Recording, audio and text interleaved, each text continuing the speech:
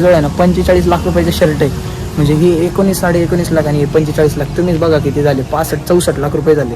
आणि जी पॅन्ट दिसते ना तुम्हाला, पॅन्ट फक्त 1 करोडची पॅन्ट आहे. हा किती, 1 करोड हिशोब लावा. जवळजवळ 2 करोड झाले. किती, 2.25 करोड.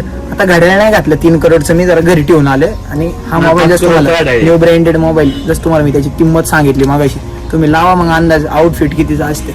चालता एखादा माणूस विकत घेऊ शकतो. नाही आज नाही करायचं, आता जायचं. अरे चला यार लवकर काय. आता काय माहिती का, मी जातो असं पटकनी. मला आहे ना प्रायव्हेट जेट बुक करायचे.